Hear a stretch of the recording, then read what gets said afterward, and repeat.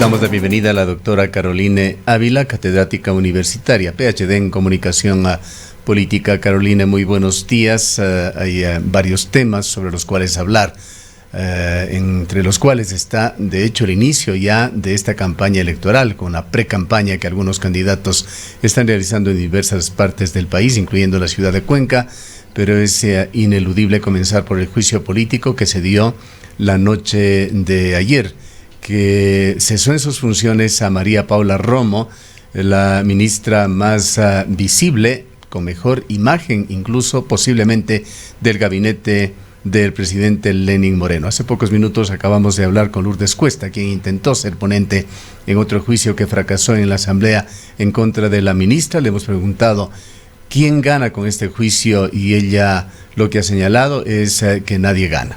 Quisiéramos conocer su opinión sobre lo que sucedió el día de ayer y sus derivaciones. Muchísimas gracias, querido Gustavo. Creo que puedo coincidir con la asambleísta Cuesta en la afirmación que usted ha hecho mención.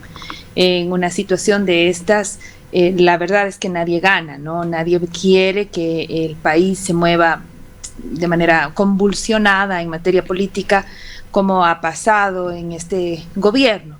Y también es verdad, estamos hablando de la caída de una de las figuras políticas más visibles, cuya labor además ha sido protagónica en un gobierno que es valorado con los peores términos a nivel de la población. Sin embargo, nadie puede negar el rol protagónico que ha tenido la doctora María Paula Romo, por supuesto, ¿no? Entonces, bajo esa premisa, sin duda para el gobierno es una gran pérdida, pero también es una pérdida para la imagen pública, para la imagen del país, sobre todo, inclusive a nivel internacional, cuando se lean estos capítulos, y de hecho ya se están leyendo estos capítulos de la historia nuestra, pues se nota enseguida de la dificultad política que ha tenido este gobierno de poder planear, ¿no es cierto?, no en términos de planificar, sino simplemente de poder circular de alguna manera los últimos meses de estos 4 años bastante convulsionados. Caro, queda de alguna manera mucho más disminuido el gobierno nacional con la salida de una de sus figuras, como tú mismo manifestaste, más destacadas, más fuertes realmente al interior del gobierno nacional. Hemos visto en todos estos últimos meses quién ha asumido todos los procesos políticos del gobierno nacional y ha enfrentado todos los procesos, ha sido precisamente la ministra de Gobierno, María Paula Romo. Queda disminuido el gobierno. ¿Cómo luce en este contexto de la política cuando nos enfrentamos a un proceso electoral? Mucho se atribuyó a este juicio político, a una actuación de la Asamblea que, entre comillas, quisiera congraciarse con los ciudadanos que aspiraban o esperaban de alguna manera una sanción de esta naturaleza, y que se estaría en todo caso vinculando este juicio político con un proceso político electoral que ya estaría viviendo el país. A mí me ha llamado la atención, querida Rosana, algunos de los análisis que se han comenzado ya a mirar en esta época, en estas últimas horas, y la acusación que hacen es que lo que hacen es ponerle esta conversación en torno a María Paula Romo y a la situación con la Asamblea en el canasto de lo político, ¿no? Dicen de manera despectiva, este es un juicio político. Por supuesto que es un juicio político, y evidentemente le quedan a la exministra otros espacios en donde deberá dar algunas respuestas, ¿no? A la misma ciudadanía, inclusive, como mencionó la doctora Cuesta, también en el ámbito de la justicia, sobre algunas de las acusaciones que se relataron en los discursos de ayer. Pero evidentemente es un juicio político, y cuando el juicio es político, las causas son políticas, y creo que se han demorado. Me parece que no es, no sé cuántos un buen número, si quiero unos 7 u 8 procesos de este tipo se habían levantado en los 24 meses de trabajo, un poco más, 26 meses de trabajo de María Paula Romo, y ha tenido que enfrentarlos con mucha frecuencia. Ha sido muy duro también el trabajo de ella, precisamente por ser un rostro tan visible, ser tan expuesto. Hace unos meses atrás, me acuerdo, querido Gustavo, le mencionaba a usted que el gobierno ha hecho poco por proteger a ese que es el rostro visible, ¿no? El mismo hecho de ponerle, por ejemplo, encabezando la terna a la vicepresidencia, lo dije, ¿no? Van a resucitar hasta los 11 muertos de octubre, y justamente eso pasó. Entonces, fueron lastimando la imagen y el capital político de quien era el rostro visible más fuerte del gobierno. Esa lectura de parte del gobierno de Lenín Moreno es la que a mí me llama la atención, ¿no? Me parece que blindaron algunas puertas alrededor de María Paula después de octubre, ¿no? Y eso al final del día le pasa factura. Y sigue en ese discurso, sigue en ese relato de haber defendido la democracia, de haber protegido al país de un nuevo golpe de Estado, y no hacer mención, por ejemplo, de las víctimas, de los heridos de octubre. Y eso resiente mucho en la población. Eso en momentos electorales pasa factura. Por eso es que esta vez no tiene ni siquiera el voto de Creo. Creo que sorprende más esa negativa de Creo que la pérdida de votos de su propia bancada, ¿no? Y eso se lee enseguida por la dinámica electoral, que en este momento pesa más. Pero hablando de política, María Paula Romo se encargó de sustentar en su última intervención lo que podríamos calificar como una radiografía de la Asamblea Nacional, de quienes la integran, de quienes la censuraron. ¿Qué lectura le deja a usted esa intervención final de la ministra con respecto a la política ecuatoriana? Me parece que retrata lo peor que estamos viviendo, y lo peor de todo, querido Gustavo, es que no le falta verdad, ¿no? Y escucharla, como usted muy bien ha descrito, como una radiografía, es a su vez doloroso, ¿no? Doloroso pensar que es así como estamos. Y lo peor, insisto, es que no le falta verdad. Hace poco leía el resumen que hace Martín Pallares sobre el juicio de ayer, ¿no? Ciertamente a Pallares le falta todo un párrafo sobre los desmanes de octubre, ¿no? Y deliberadamente los omite porque sabe que básicamente esas son las razones que han pesado en la población. Pero la lectura política es clarísima, ¿no es cierto? Entonces, bajo esa premisa, termina siendo juzgada por quienes no precisamente gozan de los créditos para hacerlo, ¿no? Y eso es lo que pasa cuando la política ha estado absolutamente ensuciada, enlodada, y esto es peligroso, querido Gustavo, sobre todo a puertas del proceso electoral, porque generamos con estos discursos, que si bien no les faltan verdad, un caldo de cultivo para esta desafección política, para este desapego político por lo político, ¿no es cierto?, que hace que el votante termine eligiendo cualquier otra cosa que no tenga trayectoria política, con las sorpresas que luego sabemos que pasan. Entonces, si bien es cierto, insisto, los discursos que tienen, los hechos que estamos viviendo en estas últimas horas en el país, no les faltan verdad. También hay que mirar lo que va a pasar entre diciembre, enero y febrero, que sin lugar a dudas recibirá el coletazo de los hechos de estos últimos días. Otro de los análisis que pudimos leer el día de ayer, Caro, que sería importante tu opinión, es que de alguna manera a la ministra de Gobierno, María Paula Romo, y al mismo gobierno le convenía que María Paula sea destituida y censurada por lo que ocurrió en octubre, más no por un tema que se volvió quizás mucho más sensible por la propia coyuntura que estábamos viviendo en el medio de una crisis sanitaria, que es el reparto o el supuesto reparto de los hospitales en los que podría haberse visto también involucrada, y esto avanzar además, aunque ya está procesándose el tema en la Fiscalía, pero intensificar este involucramiento de funcionarios del gobierno. Y me parece que sin duda iba a ser desgastante. Yo no sé si es que se hubiesen conseguido los mismos votos, querida Rosana, por la cantidad de asambleístas involucrados, de haber sido llevado a un juicio político con estas causales. Creo que políticamente hubiese sido más complejo. Es más fácil ponerle por los genéricos. Los genéricos son incumplimiento de funciones. Lourdes Cuesta lo expuso muy bien anterior a esta entrevista, y básicamente permite que María Paula Romo, como figura política, sea convertida, en términos de Ernesto Laclau, en un significante vacío.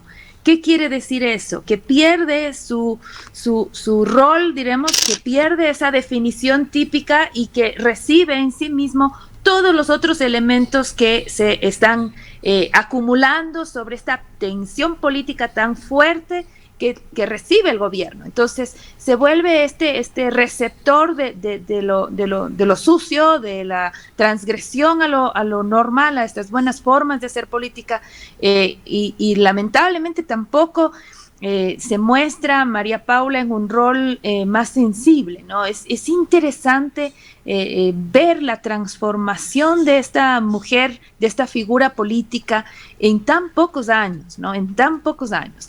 Desde un discurso muy de izquierda, un discurso muy sensible, muy progresista, muy alineado con las necesidades de las mujeres, con las necesidades de las clases trabajadoras, a mirarla en unas fotografías tan provocadoras, ¿no? Como en el caso, primero la de ayer, más la más reciente, en esa caminata por la pasarela de Carondelet con toda la fuerza pública apañándola, ¿no es cierto? Luego con tanta testosterona en ese gabinete de Carondelet, apoyándola también, poniendo visualmente todo el trabajo del ministerio y del gobierno alrededor de ella. Y anteriormente habíamos visto ya imágenes similares, cuando era, por ejemplo, el día de la reunión de la Comisión de Fiscalización, también fue una foto igual, ¿no es cierto?, llevando hasta una suerte de provocación a la clase política, sin tener una buena lectura de la preocupación de la sociedad.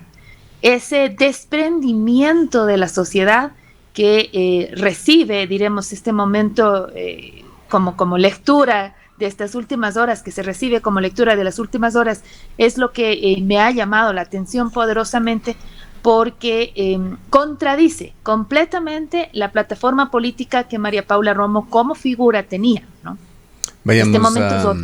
Vayamos, Carolina, a los albores de esta campaña electoral. Guillermo Lasso, César Montúfar, Fernando Villavicencio, Paul Carrasco han hecho en estos días comparecencias públicas en Cuenca. ¿Qué primeras impresiones deja este inicio de campaña?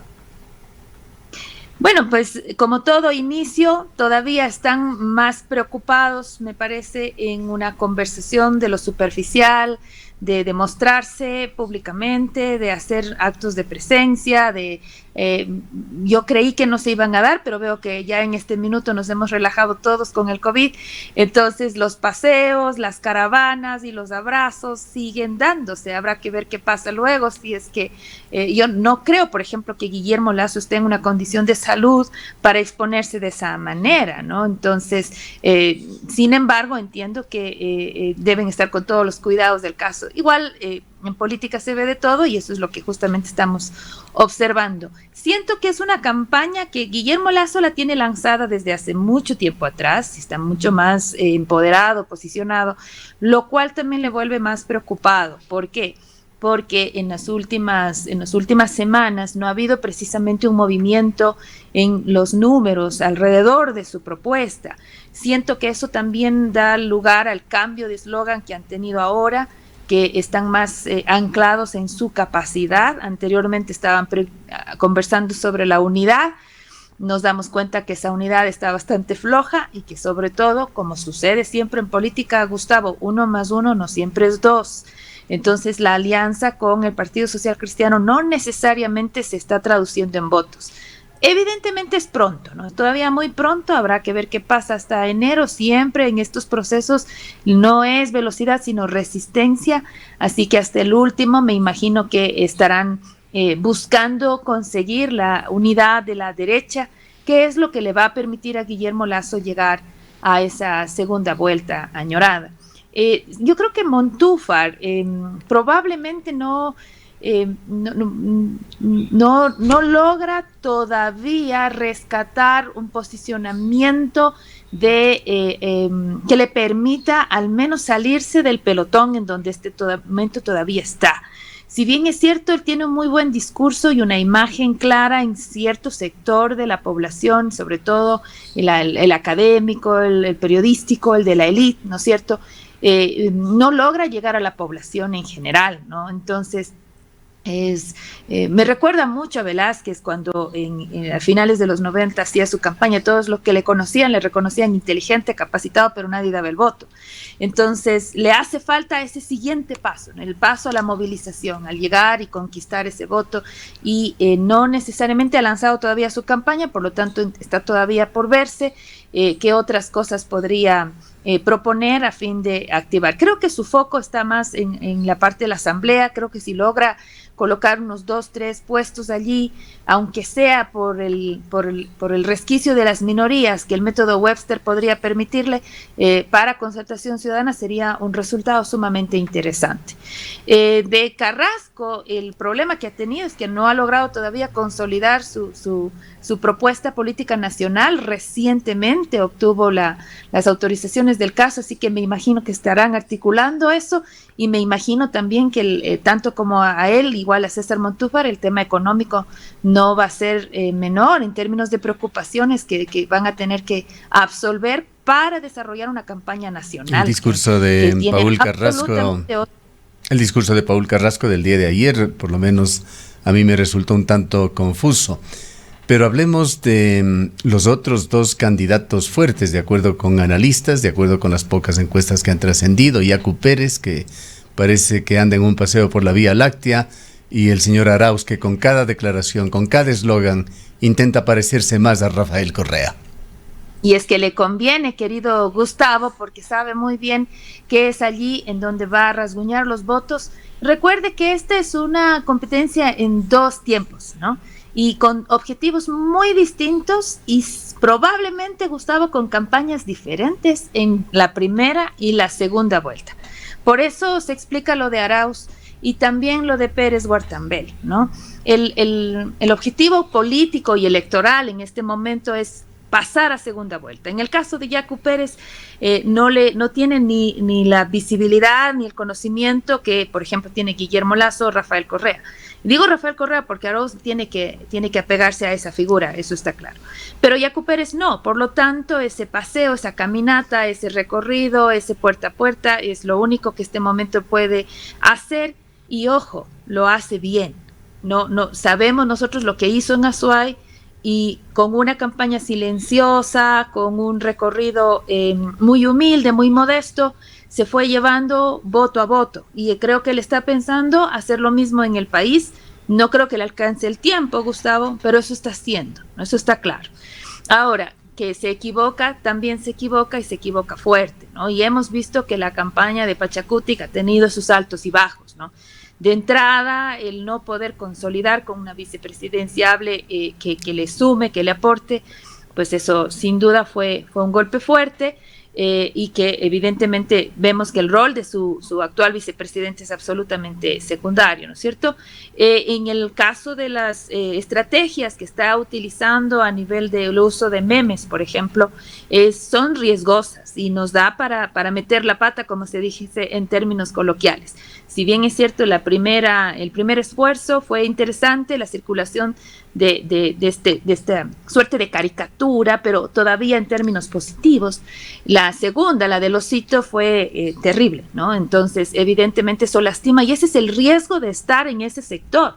Y ese es lo que le pasa, por ejemplo, al candidato de la lista 12. Tiene una campaña exclusivamente en TikTok. Eso no funciona si es que quiere llegar a posicionarse de manera seria en algún segmento, ni siquiera en el de los jóvenes. Lo máximo que llega es a ser reconocido, pero no necesariamente por estar en TikTok le van a dar el voto. Le hace falta el segundo clic, lo decíamos hace 2 días atrás en Primicias. Si es que el candidato corre el riesgo de volverse en sí mismo una caricatura, después del ridículo no se regresa. Entonces hay que tener esos cuidados, y me parece que a Yacu Pérez Guartambel le hace falta tener un poco más de cuidado en esa línea. De nuevo, todavía es pronto, hay que ver qué sucede, sigue siendo la candidatura que en el último mes más puntos ha conseguido, pero eso no necesariamente quiere decir que el comportamiento será igual en los próximos meses, sobre todo a partir de estos altos y bajos que ha tenido últimamente. En el caso de la candidatura del correísmo, es evidente que mientras más se asocia la figura de Rafael Correa, más se afirma el voto duro y más se mueve la maquinaria que el correísmo tiene regado en todo el país. Y eso es lo que a ellos les va a interesar este momento, esa polarización fuerte y sin descuidar el centro, ¿no? Sin descuidar el centro. Aquí va a ser interesantísimo, por ejemplo, ver las posturas en lo minero, en lo ecológico y lo ambiental, en el caso en que se lleguen a dar estos debates, por ejemplo, entre las posturas de Arauz, de Guillermo Lasso y de Yacu Pérez. Ese va a ser, por ejemplo, una temática en un posible debate que va a cobrar mucho interés al momento ya de las últimas semanas de la campaña electoral. Entiendo por lo que está pasando con los números de las encuestas que hasta ahora hemos podido acceder, pero sobre todo, querido Gustavo, porque las encuestas son muy difíciles este momento de dar confianza, sobre todo por la gran cantidad de indecisión que todavía hay, sino más bien es la reacción de los partidos. Muchas veces la reacción de los comandos de campaña nos permiten orientar a ver cómo están las preocupaciones de ellos también. Y el ataque que ha recibido la lista del correísmo por parte de la derecha da cuenta de la preocupación de Guillermo Lasso en el estancamiento de sus números y el crecimiento que han tenido las otras dos tiendas, ¿no? Sobre todo, como digo, la tienda de Pachacutic sube un poquito más, siempre en tercer lugar, mientras que la de Arauz está subiendo y algunos inclusive Pero hablan a Guillermo Lasso parece preocuparle también la eventual irrupción de Álvaro Noboa. Bueno, es que le complica, querido Gustavo, o sea, indistinto de las voces que dicen que tiene el creo manos en todos los lados, incluidos en el CNE, eso ya son especulaciones, pero es que sí le complica hasta cierto punto un segmento de la derecha que no termina de convencerse, que está en la piscina de la indecisión.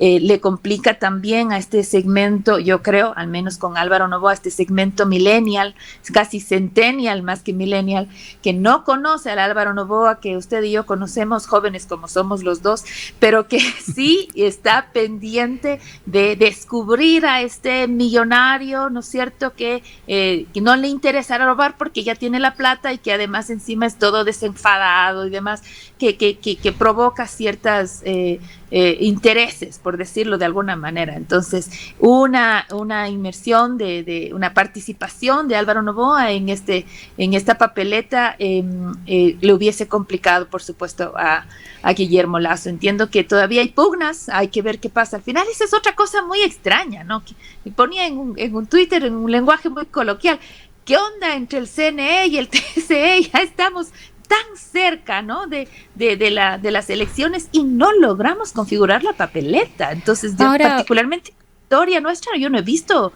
este tipo de pugnas. Caro, si bien en este momento todas las miradas y los análisis apuntan a los binomios presidenciales, pero sería importante también hacer un análisis de qué es lo que pasa, por ejemplo, en el Azuay con las candidaturas a asambleístas. Esto va a depender en gran medida del arrastre de los candidatos presidenciales, de este arrastre que puedan tener en cada una de las provincias, pero en el caso del Azuay, ¿cómo crees tú que vaya o estén operando las candidaturas de figuras políticas que han hecho presencia? Es el caso del exalcalde de Cuenca, Marcelo Cabrera Palacios, y quien también tuvo una figura pública durante algunos meses con algunas intervenciones, como fue el exgobernador de el Azuay, Javier Martínez. Creo que el Azuay ha demostrado que, a diferencia de otras provincias, es capaz de sostenerse políticamente por sus propios rostros, ¿no?, sus propios nombres, y eso es, diremos, lo que ha pasado en la historia local en los últimos años. Sin embargo, hay dos cosas pendientes que debemos tener en cuenta. La primera es que hay un cambio en las reglas del juego, y el hecho de no poder votar entre listas, sino en plancha, de alguna manera va a dar preferencia a quien en este momento tenga candidatura nacional propia, propia, ¿no? Esto, por ejemplo, le compromete a Lourdes.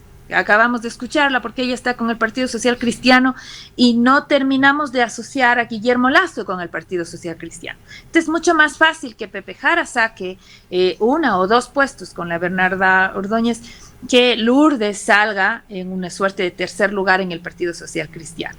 Porque si se tratara de voto individual, por supuesto que Lourdes se va a llevar, pero el voto plancha es el voto que va a complicar y que no necesariamente la gente termine haciendo el voto por Guillermo Lazo y luego el voto por Lourdes Cuesta en la asamblea, ¿no? Por esa razón, me parecería a mí que quienes están en este momento en ese trío que está en el primer pelotón, por utilizar términos deportivos, ese trío va a estar probablemente llevándose los 5 puestos, se van a repartir entre los tres, las 3 tiendas políticas, los 5 puestos que en el Azuay se dejen, ¿no? Hay que ver qué pasa con Marcelo Cabral. ¿Le deja sin posibilidades a Juan Cristóbal Lloret? No, porque Juan Cristóbal Lloret está Arauz. Entonces, cuando me refiero a ese trío, me refiero a la lista del correísmo, me refiero a la lista de Pachacutic y me refiero a la lista de Creo, que básicamente sería lo que se lleve este momento en la asamblea. ¿Quién se queda? Creo yo, un poco complicado, va a ser, decía Marcelo Cabrera, porque, si no me equivoco, su participación corre con mucha fuerza a título personal, pero va a pesar mucho su postura con el presidenciable que escoja en el fondo, y eso no sé si le alcance a llegar a un puesto, quién sabe, tal vez por minorías, no lo sé. Hay que ver cómo se comporta luego el método Webster, que es otro de los cambios. Decía que hay 2 cosas que tenemos que considerar, y ese cambio vamos a tener que ver qué sucede, diríamos, ya en la primera vuelta. Bien, gracias por habernos acompañado. A Carolina Ávila es profesora de la Universidad de la Azuay, experta en comunicación política.